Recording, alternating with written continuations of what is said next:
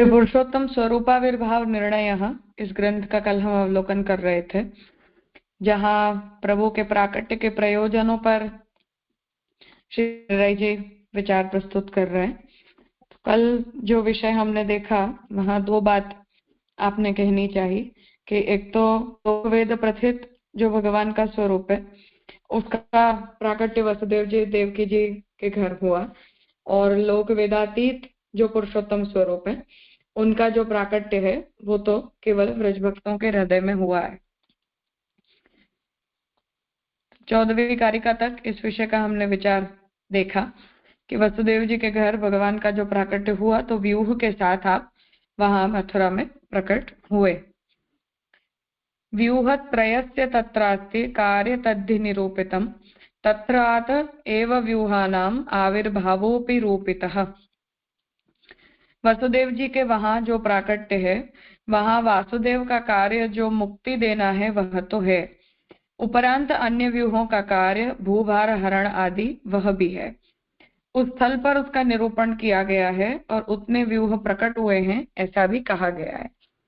तो वासुदेव व्यूह रूप से तो भगवान प्रकट हुए हैं, पर से आत्म प्रद्युम्न अनिरुद्ध संकर्षण इन तीनों व्यूहों का भी जो प्राकट्य है वो वसुदेव जी के घर में मध्यरात्रि को हुआ, और उस प्राकट्य में जो तीनों व्यूह जुड़े हुए हैं वो तीनों ही व्यूहों के भिन्न भिन्न कार्य हैं। तो भूभार हरण करना है, ज्ञान प्रदान करना है, अविद्या निवृत्ति करनी है, तो उन सभी प्रयोजनों को जो है वो वहां जन्म प्रकरण में श्री महाप्रभु जी ने चतुर्व्यूह के कार्यों के रूप में निरूपित किया है।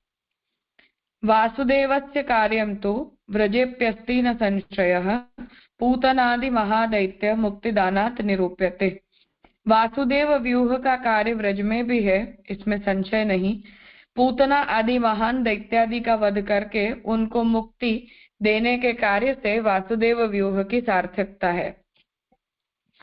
तो वासुदेव व्यूह से भगवान का जो प्राकट्य है उसकी स्पष्टता कर रहे हैं कि उस व्यूह रूप की जो आवश्यकता है वो जितनी वसुदेव जी देवकी जी की कामना पूरी करने के लिए है उतनी ही उस रूप की आवश्यकता ब्रज में आए हुए दैत्यों को मार के और उन्हें मोक्ष प्रदान करने के लिए भी है। इसलिए पूतना आदि को भगवान ने मारा और फिर उन्हें मोक्ष प्रदान किया। तो ये कार्य जो है वो भगवान वासुदेव व्यूह से करते हैं। अग्रे राजन्य दैत्यांश मारणम यन्निरूपितम तत्संकर्षण रूपेण भूभार हरणम मतम। आगे राजस प्रकरण में दैत्य अंश वाले कंसादि राजाओं का वध किया, इसका जो उल्लेख है वह भूभार हरण संकर्षण व्यूह का कार्य है। फिर आगे कंस वगैरह राजाओं को मारा भगवान ने, तो वो पृथ्वी के ऊपर जो अधर्म बढ़ रहा था उस अधर्म को निवृत्त करने के लिए भगवान ने यह कार्य किया। तो ये भूभार हरण का जो कार्य है वो भगवान संकर्षण व्यूह से करते हैं। और जिन दैत्यों को भगवान स्वयं मुक्ति नहीं प्रदान करना चाहते थे तो प्रलंबासुर आदि का वध भी जो भगवान ने बलराम जी के द्वारा करवाया, वहां भी महाप्रभु जी आप यही निर्णय देते हैं कि वो कार्य भी भगवान ने संकर्षण व्यूह से करवाना चाहा, इसलिए आपने स्वयं नहीं किया क्योंकि उन्हें मुक्ति प्रदान करने की भगवान की इच्छा नहीं थी। अतो ही वासुदेवाख्यः शुद्ध सत्वात्मकः परः आविर्भावाय कृष्णस्य प्रादुरासीत् इति रयतः। इससे शुद्ध सत्वात्मक पर प्रभु वासुदेव नाम से श्री कृष्णचंद्र जी के प्राकट्य के लिए प्रकट हुआ ऐसा कहा जाता है। तो वो वासुदेव व्यूह जो प्रकट हुआ वो वासुदेव व्यूह में फिर भगवान का अपने पूर्ण रूप से प्राकट्य हुआ।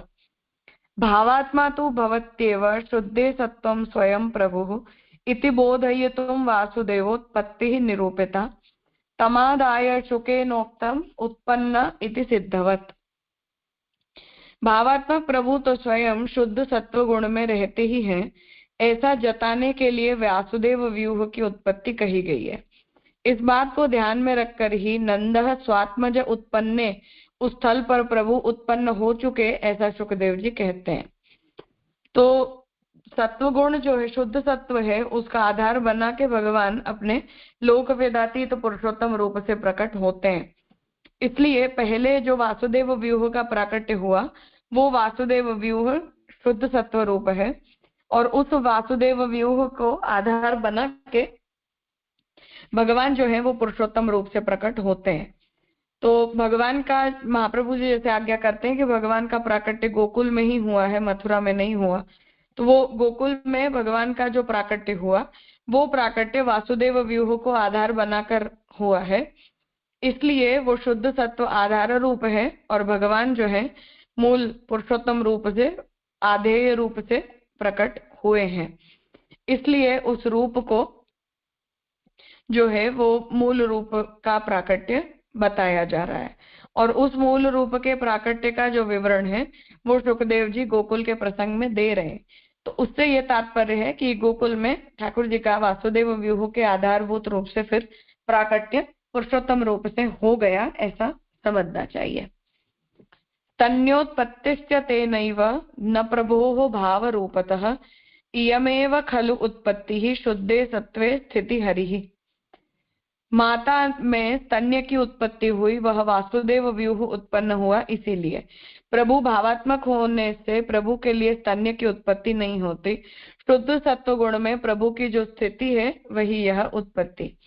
तो वासुदेव व्यूह का जो प्राकट्य हुआ है वो सत्व में प्राकट्य हुआ है, सत्व का प्राकट्य है। इसलिए उस सत्व के प्राकट्य के कारण मातृतुल्य जो भावनाएं हैं वो देवकी जी के हृदय में जागृत हुई, ऐसा निरूपण आता है। तो भगवान जो निर्गुण गुणातीत हैं उनके प्राकट्य में उस प्रकार के प्राकृत गुणों का आवेश माता के अंदर भी हुआ, उस प्रकार का वर्णन नहीं आता। इसलिए वासुदेव व्यूह को अधिष्ठान बना के फिर पूर्ण पुरुषोत्तम का अपने मूल रूप से प्रादुर्भाव हुआ, ऐसा प्रकार यहाँ श्री हरिराय जी बताना चाह रहे। आविर्भावे तदेवात्र मन्नाथै रूपवर्णितम् अन्यथा भावरूपस्य का वाच्योत्पत्ति शब्दिता अत आत्मज उत्पन्न इति नन्दमतिस्तदा युज्यते नान्यथा साक्षात् उत्पन्ने मतिवर्णनम् कथम च विवृतौ अस्माद् आचार्याणाम ही युज्यते। श्री ठाकुर जी का प्राकट्य हुआ उस प्रसंग के श्री सुबोधिनी जी में इस बात का स्पष्टीकरण मेरे स्वामी श्री महाप्रभु जी ने सुंदर प्रकार से दिया है। भावरूप प्रभु उत्पन्न हुए ऐसा तभी कह सके जब सदा सर्वदा विद्यमान भावरूप प्रभु के आधारभूत वासुदेव की उत्पत्ति हो। भावरूप प्रभु तो अजन्मा है, उनकी उत्पत्ति संभव नहीं। अर्थात हरिराय जी ये कहना चाह रहे हैं कि भाव रूप से भगवान तो सदैव ही भक्तों के हृदय में विराजते हैं, तो वहां वो नित्यता अनित्यता का जो है वो कोई प्रश्न नहीं है। तो जो ऐसी नित्यता और अनित्यता प्रकट होती है वो जन्य रूप में प्रकट होती है, प्रकट रूप में होती है। भाव रूप में उस प्रकार की जन्यता और अजन्यता का विचार नहीं है। इसलिए यहाँ आप ये आज्ञा कर रहे हैं कि इस प्रकार की जो इस प्रकार भगवान का जो स्वरूप है उस भगवान का स्वरूप भाव रूप से तो सदैव ही भक्तों के हृदय में निष्ठ रहता है, इसलिए उस भाव रूप को उत्पत्ति की आवश्यकता नहीं, उसमें उस प्रकार की जन्यता का कोई विचार भी नहीं है। इसलिए वो जो जन्यता का विचार है वो वासुदेव व्यूह के लिए किया गया है, मूल रूप पुरुषोत्तम के लिए नहीं। दृष्टांत रूप में गुलाब का फूल उत्पन्न होता है, उसकी सुवास तथा उसका गुलाबी रंग तो सदा सर्वदा उसमें रहा ही है, वो उत्पन्न नहीं होता। वो उत्पन्न हुआ तब कहा जाए जब प्रथम सुवास और गुलाबी रंग से रहित गुलाब का फूल उत्पन्न हो और बाद में पीछे से वह सुवास और गुलाबी रंग उसमें उत्पन्न होता हो, परंतु ऐसा कभी बनता ही नहीं। गुलाब ही उत्पन्न होता है, उसकी सुवास और उसका गुलाबी रंग तो उसमें सदा सर्वदा रहा ही है।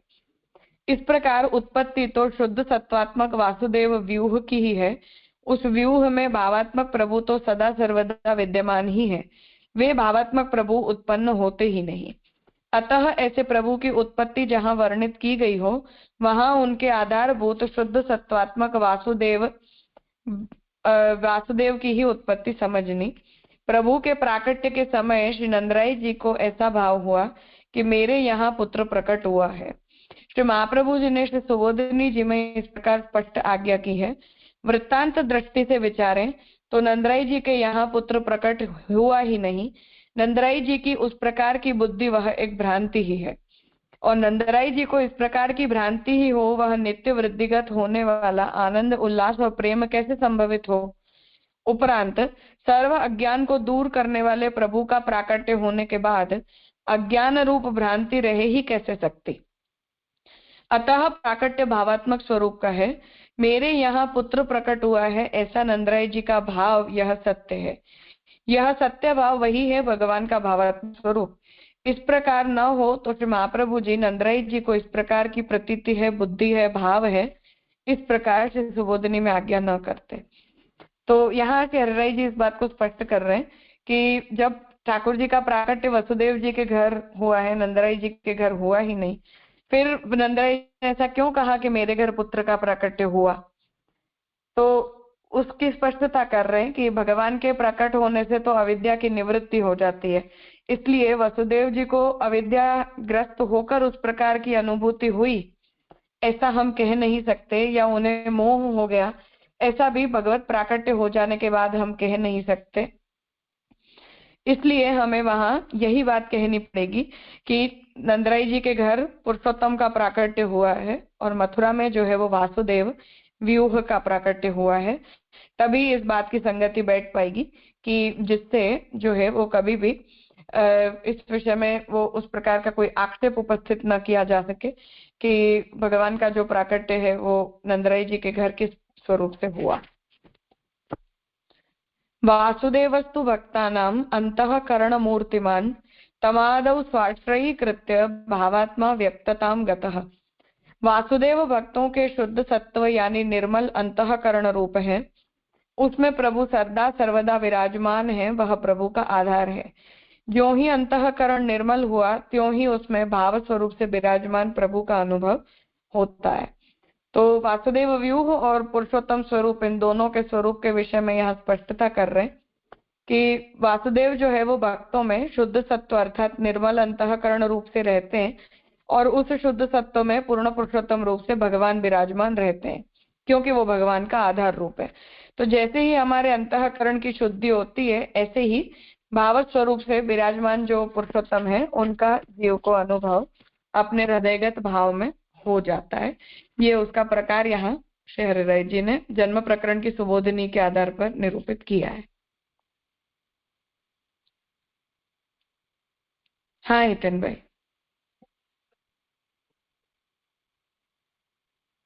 प्रणाम राजा। आगे जो हमने समझा ना कि गोकुल में तो मूल रूप से ठाकुर जी प्रकट हुए वासुदेव व्यू को आधार बना के। तो फिर कल हमने ऐसा देखा था कि भाई वहाँ जो भावात्मक स्वरूप है वो तो व्रज भक्तों के और गोपीजनों के हृदय में हुआ, जो पूर्ण पुरुषोत्तम वगैरह वो है। और ये तो गोकुल में जो हुआ वो लोक वेद प्रतीत है, यानी लोक वेदातीत नहीं है। तो थोड़ा कंफ्यूजन है राजा मुझे।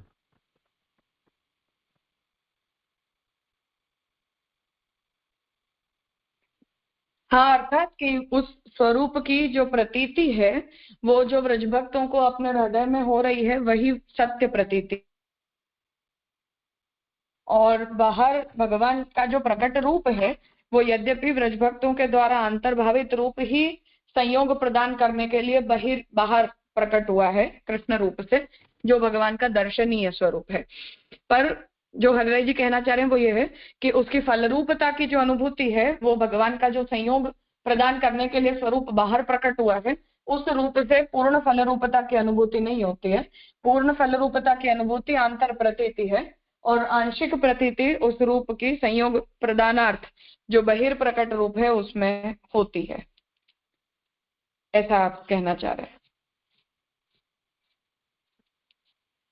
और जो आगे अभी लास्ट श्लोक में जो बात आई कि पहले यानी वासुदेव भक्तों के शुद्ध सत्व यानी निर्मल अंतःकरण रूप है, यानी तो यहाँ ऐसा समझना कि पहले प्रभु वासुदेव व्यू से भक्तों में प्रविष्ट होंगे, तब उनका शुद्ध सत्व वगैरह देह और अंतःकरण होगा, और बाद में पुरुषोत्तम रूप से उनका उसे अनुभव होगा, ऐसा समझना।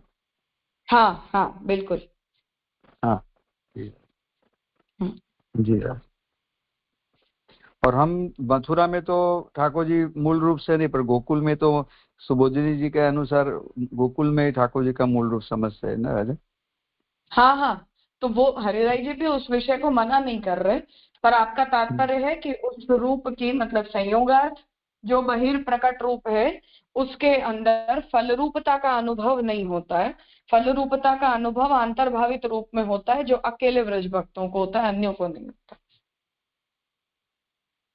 जी एकदम क्लियर राजा। हाँ थैंक यू।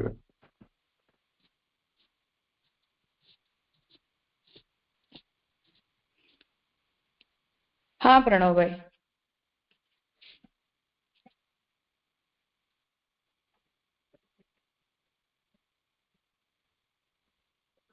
प्रणाम राजा। राजा एक अभी जो आपने कहा वो समझ आया, पर एक दृष्टिकोण फिर यहाँ ऐसा लग रहा है कि जो भी लीला वहां पर हो रही है, अर्थात मथुरा से जो स्वरूप गोकुल पधारे हैं, तो वो स्वरूप को जो श्री हरिराय जी निरूपण कर रहे हैं, उसे ऐसा लग रहा है कि वो निरंतर जो लीला है वो लोकवेद प्रसिद्ध पुरुषोत्तम द्वारा हो रही है, और जो व्रज भक्तों के अंतर में है वही उनके अंतर्भावित स्वरूप है जो वो फल रूप कह रहे हैं। ऐसा कुछ तारतम्य हो, ऐसा शायद समझ आ रहा है। फल रूपता के अनुभूति में तारतम्य डेफिनेटली है, परंतु स्वरूपगत तारतम्य उस विषय में नहीं है, क्योंकि वो भगवान का जो बहिर्प्राकट्य है पूर्ण पुरुषोत्तम का नंदराय जी यशोदा जी के घर में जो प्रकट हुआ, वो बहिर्प्राकट्य भी व्रजभक्तों के द्वारा अंतर्भावित रूप की प्रतिकृति है।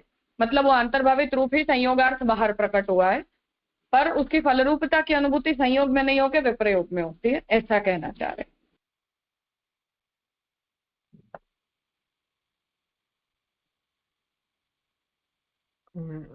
अच्छा, तो फिर वहां उस संदर्भ में जो फिर जब मतलब प्रभु जब वापस मथुरा पधारे हैं, तो वहां फिर स्टैंड यहाँ से इनके श्री हरिराय जी के मत से कैसे लेंगे कि वो कार्य वापस व्यूहात्मक है? वैसे मथुरा से तो सब व्यूहात्मक कार्य ही है, इस विषय में तो कोई शंका ही नहीं है ना, गीता जी के उपदेश को छोड़ के। और और यहाँ पर भी जो मतलब जब जब असुरों को मारा है, वो जो अभी अभी श्लोक में आया कि वहां पर भी वो व्यूहात्मक कार्य ही है। हाँ, वो भी वासुदेव व्यूह से ही कार्य होता है। तो मतलब अभी फिर खाली ये अगर ऐसा दो स्वरूपों में तारतम्य न विचार कर फल रूपता में तारतम्य विचारे, तो वो एक ही स्वरूप दो फल देने में तारतम्य है, उसको कैसे मतलब फ्रेमवर्क सोचेंगे कि जब बाहर है तब वो फल रूपता न देकर आंतर में ही वो ही स्वरूप फल रूपता दे पा रहा है? क्योंकि जो बहिर्प्रकट रूप है वो एक्सक्लूसिव नहीं है, और अंतर्भावित रूप है वो व्रजभक्तों के लिए एक्सक्लूसिव है इंडिपेंडेंटली। तो बहिर्प्राकट्य रूप है वो तो भगवान ने फिर अपनी इच्छा से प्रकट किया, अपनी इच्छा से फिर तिरोहित भी कर दिया।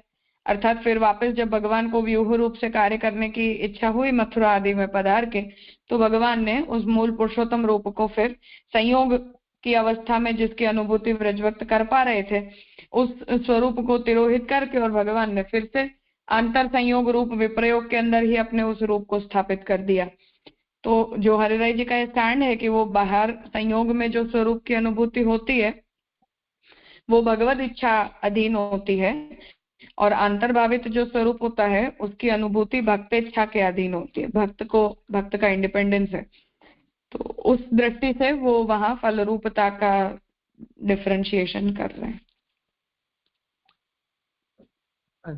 और फिर इस पूरे प्रसंग को मतलब जिस प्रकार से वर्णन है, तो फिर जो मतलब जो मथुरा से प्रभु पधारे और यहाँ पर जो जन्मोत्सव हुआ, तो वो जो ऐक्य हुआ उसे क्या प्रासंगिक ही मान लेंगे, ऐसे कि अपने आप ही वो ऐक्य? क्योंकि यहाँ पर तो ऐसा प्रकार समझ आ रहा है कि वो शुद्ध सत्व रूप मतलब जो वहां से लोकवेद प्रसिद्ध प्रभु का यहाँ पर आगमन हुआ, तो वो या वो आधान रूप बना यहाँ पर पूर्ण पुरुषोत्तम के प्रागट्य के लिए। और वो मतलब उनके व्रज भक्तों के अंतर्भाव में भी वो जो फलात्मकता प्रदान करनी थी, उसके लिए वहां पर प्रागट्य आवश्यक था मथुरा में। ऐसा पूरा प्रसंग सोचेंगे?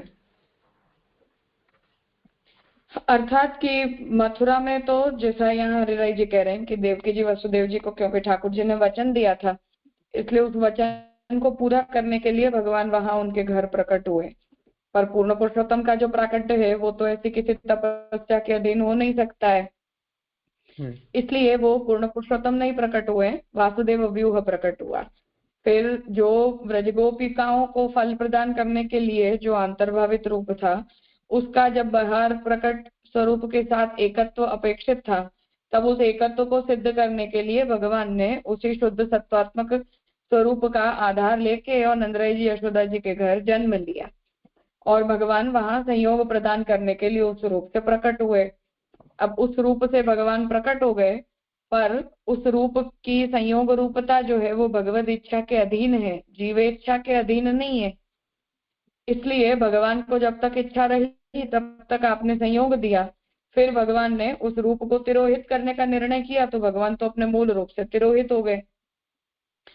पर ब्रजभक्तों के हृदय में जो अंतर्भावित पूर्ण पुरुषोत्तम का स्वरूप था, जिससे वो भावात्मक स्वरूप जो उन्होंने अपने हृदय में बनाया है, जो फिर बहिर्प्राकट्य जिस रूप का हुआ था, वो दोनों के अंदर जो है वो स्वरूपतः कोई भेद नहीं है, परंतु फल रूपता का डिफरेंस है। तो ब्रजभक्त जो है वो तो ठाकुर जी के मथुरा पधार जाने के बाद भी भगवान के उस अंतर्भावित स्वरूप से आनंदानुभूति कर ही रहे थे, जो आनंदानुभूति बाद में भी चलती रही।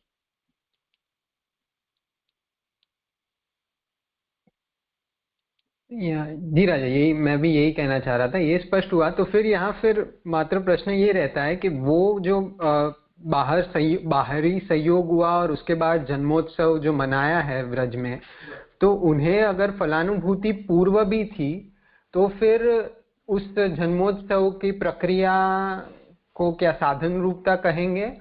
एक ये, और दूसरा फिर जो भागवत जी का जो प्रकार से हम क्रम देख रहे हैं कि तामस से राजस, राजस से सात्विक, वो जो पूरा क्रम है, तो अगर अंतर्भावित फलात्मकता उन्हें पहले से ही प्राप्त है, तो वो संयोग की अपेक्षा क्या रही? और फिर मतलब वो विप्रयोग का दान अगर पूर्व ही था, तो फिर संयोग के बाद के विप्रयोग को, फल को श्री हरिराय जी के फ्रेमवर्क में कैसे सोचेंगे?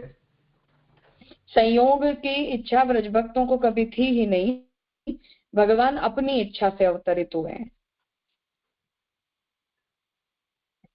अच्छा, तो राजा फिर जो क्रम है, मतलब जो प्रकरण अनुसारिक क्रम, तो उसकी फिर अपेक्षा क्या रहेगी इस स्टैंड के साथ? मतलब ये तो एक प्रकार से फिर ऐसा क्रम सोचना होगा कि प्रभु, मतलब ये बात ठीक है कि प्रभु की इच्छा थी इसलिए प्रभु प्रकट हुए हैं, पर उन्हें मतलब फलात्मकता उनकी पूर्व में भी थी, तो वो फलात्मकता को इन प्रकरणों से फिर कैसे सोचेंगे? वो ये सोचेंगे कि उस प्रकार का कार्य करने के लिए भगवान जब प्रकट हुए हैं, तो वो अंतर्भावित रूप ही बही प्रकट हुआ है। तो वो जो संयोग भगवान ने प्रकट किया, वो यद्यपि उनके लिए पूर्ण फलानुभूति नहीं है, परंतु अवतार कार्य हेतु जो फलानुभूति भगवान भक्तों को करवाना चाह रहे हैं, उसमें उन ब्रज भक्तों का पार्टिसिपेशन है। पर वो उस रूप के ऊपर फलानुभूति के लिए डिपेंडेंट नहीं है। ये हरिराय जी का मूल मुद्दा है। अगर वो हो रूप में भगवान अपनी इच्छा से प्रकट होते हैं, तो भगवान की इच्छा को ध्यान में रख के और ब्रजभक्त उस रूप को एंजॉय कर लेते हैं। परंतु जब भगवान तिरोहित हो भी गए, तब भी ब्रजभक्तों के पास उस प्रकार की फलानुभूति करने के लिए उनका अंतर्भावित रूप तो था ही, इसलिए उन्हें उस रूप की आवश्यकता अपनी फलानुभूति के लिए नहीं थी। ये है, मतलब स्पष्ट हुआ। मतलब जो नित्य लीला जिस प्रकार से कहते हैं, या सृष्टि लीला और लीला सृष्टि का भेद देखते हैं, तो वो क्योंकि वो ही सृष्टि है, इसलिए उन्हें तो वो हर क्षण क्षण में फलात्मकता है, पर प्रभु को ये लोक वेद प्रसिद्ध लीला करनी है, इसलिए वो पार्टिसिपेट कर रहे हैं। बहुत अच्छी तरह से फ्रेमवर्क समझे। प्रणाम। हाँ, इसीलिए हरिराई जी इस बात को कह रहे हैं कि जो संयोग के लिए स्वरूप प्रकट होता है, वो संयोग के लिए प्रकट हुआ स्वरूप भगवत इच्छा अधीन होता है। भक्त के प्रति भगवान उसमें अधीनता प्रकट नहीं करते हैं। तो भगवान को पधारना था तो मथुरा पधार गए, भगवान को रहना था तो गोकुल में रह गए। तो वो भगवान अपनी इच्छा अनुसार व्यवहार करते हैं, पर जो अंतर्भावित स्वरूप होता है वो भक्त इच्छा अनुसार ही उसमें व्यवहार दिखाई देता है। इसलिए उसके पूर्ण फल रूपता है कि भक्त को ऐसा लगता है कि ये मेरा अपना है। इसलिए यहाँ पर जो हम कहते हैं कि जीव के जो सूक्ष्म इंद्रिय है वो भी जीव के साथ ही है, मन बुद्धि चित्त अंतःकरण। तो क्योंकि ये प्रागट्य वहां हो रहा है और वो सदैव वो जीव के साथ रह रहा है, इसलिए वो कनेक्शन हम देख सकते हैं। हाँ, तो वो एक रूपता भक्त को उस रूप के साथ हमेशा फील होती है, निरंतर फील होती है। और उस प्रकार का इंडिपेंडेंस भी भक्त का उस रूप के साथ रहता है, जैसा इंडिपेंडेंस प्रकट स्वरूप के साथ नहीं रहता है, क्योंकि उसमें तो भगवान अपनी इच्छा अनुसार व्यवहार करते हैं। और कॉन्टेक्चुअली यहाँ पर प्रभु ने वो फलदान चाहा है, उतना कंट्रोल प्रभु के हाथ में है। जो अंतर्भावित रूप है वहां पर भी, हाँ, वो तो खैर भगवान भी उस रूप में भक्तों को मिलना चाहते हैं, इसलिए ही भक्त मिल पाते हैं। उसमें भगवत अनुग्रह को लेकर कोई डिस्प्यूट नहीं। जी राजा, बहुत स्पष्ट हुआ। प्रणाम। इतनी राजा बारीकाई और जो गूढ़ बात है ना, महाप्रभु जो हरि महाप्रभु के सिवाय कौन बता सके। जो आपने बताई कि अंतर्भावित स्वरूप में भक्त इच्छा दीन है और बहिर प्रकट तो भगवत इच्छा के अधीन है। माने जो रिवर्सल ऑफ ऑर्डर भोग्य भोक्तृ भाव का हो जाता है, और ऐसा जब सुनते तो रोम रोम खड़े हो जाते थे कि इतनी बारीकाई कौन बता सके महाप्रभु जी के सिवा। सही बात है, इसीलिए हरिराई जी विप्रयोग फल कहते हैं। तो वो अपनी मतलब अपनी समझ के हिसाब से और उनके भावनात्मक पक्ष के अनुसार वो बात ठीक है। हाँ, और जो आपने कहा ना बहिर्प्रकट तो भगवान की इच्छा से, मीन्स अवतारकालीन प्रयोजन मुख्य यही था ना, सर्वोद्धार प्रयत्नात्मा अखंड प्रादुर्भूत कृष्ण बभुव। तो वहां तो वही प्रयोजन समझना होगा ना राजा। हाँ, इसलिए वहां फिर भगवान लगे हाथ। भक्तोद्धार प्रमुख प्रयोजन है, इसमें कोई डाउट नहीं है। पर भगवान जब प्रकट हुए हैं तो अन्य भी कार्यों को उस अवतार कार्य के साथ साथ भगवान पूरा कर लेते हैं, तो बाकी भी सारी चीजें उसमें इन्वॉल्व दिखाई देती हैं। और जो हम मुख्यतः निसाधन फलात्मा रूप ठाकुर जी को कहे तो ये अंतर्भावित स्वरूप के व्रजभक्तों के संदर्भ में समझना राजा, आंतरिक फलानुभूति के। हाँ, अगर हम हरिराई जी के मतानुसार जा रहे हैं तो हाँ, ऐसा ही। Otherwise cyclical. अदरवाइज साइक्लिकल कि वो अंतर, पर इस बात में कोई डाउट नहीं है, वो महाप्रभु जी भी इस बात को एक्सेप्ट कर ही रहे हैं कि वो स्वरूप जो है वो अंतर्भावित पहले होता है, बहिर्प्रकट बाद में होता है। जिसके लिए मैंने भी अभी भक्तिरसत्ववाद के सेशन में ये बात कही थी कि जैसे रामचंद्र जी का विग्रह राम मंदिर के लिए सिद्ध करवाया गया, उस तरह मानो पुष्टि भक्त कोई अपनी सेवा के लिए कोई स्वरूप सिद्ध करवाए तो हम अपनी भावानुसार बोलेंगे ना कि हमें ऐसे नेत्र चाहिए या ऐसा मुखारविंद चाहिए या इस प्रकार के केश चाहिए। तो वो हमारी मन कल्पना में वो स्वरूप पहले होता है, वही प्रकट बाद में होता है। हम कहीं से पधरा कर लाते हैं, जैसा महाप्रभु जी कह रहे हैं कि भक्त को जैसा सुंदर लगे उस प्रकार का स्वरूप उसे सेवा के लिए पधराना चाहिए। तो यहाँ भी हमारे अंदर अंतःस्थित स्वरूप पहले होता है, वही बहिर्प्रकट होता है, तब भक्त को उसके अंदर सुंदरता या आनंद रूपता की अनुभूति होती है। अन्यथा कहाँ से हमें वो स्वरूप में उस प्रकार की आसक्ति हो पाएगी। तो मेंटल परसेप्शन हमारा पहले होता है, उसके बाद वो बाहर प्रकट होता है। तो वो अंतर्भावित और बहिर्प्रकट की एकता में कोई डाउट नहीं है। पर अब फल रूपता को लेकर जो हरिराई जी का पक्ष है उस विषय में श्याम काका जी के मतानुसार महाप्रभु जी गोसाई जी का परसेप्शन कुछ और है, पर अपने अपने कॉन्टेक्स्ट में दोनों ही बात हमारे लिए तो ठीक है। सच्ची बात है राजा। जैसे मूर्तिकार मूर्ति गढ़ता है तो पहले उसके मन में अंतर में वो कुछ स्वरूप का प्राकट्य हो गया तो ही उतनी ऐसे सुंदर मूर्ति बना सकता है ना, गढ़ सकता है। हाँ, वो हर कोई, हम चाहे तो पेंटिंग करो या पेंट करवाएं या विग्रह सिद्ध करवाएं, या हम जैसे लोग सिद्ध नहीं करवा रहे हैं पर कहीं से पधरा कर ला रहे हैं, तो सर्वत्र ही एक मेंटल परसेप्शन तो हमारा पहले होता ही है कि हमें ऐसा अच्छा लगता है। सच्ची बात।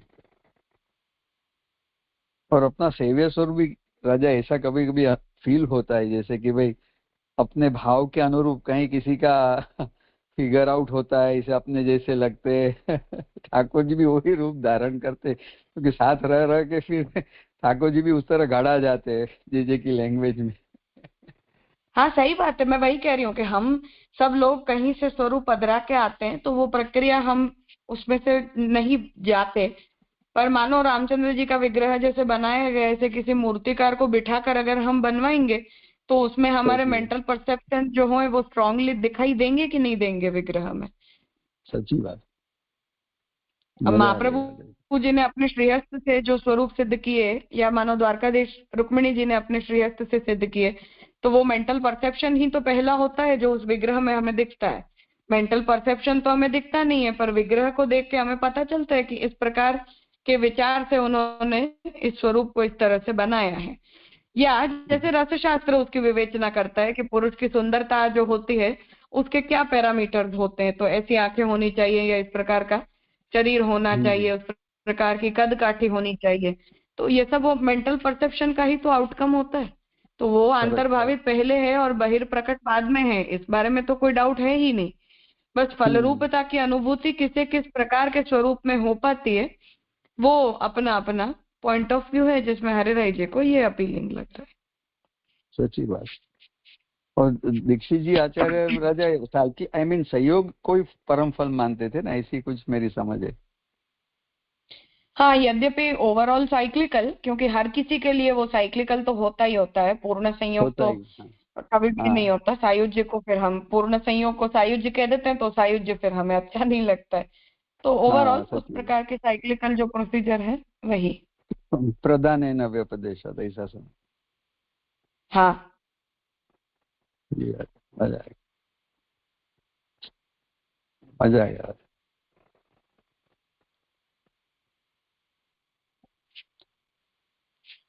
ठीक है, तो आज यहाँ रखते हैं, आगे का विषय कल करेंगे।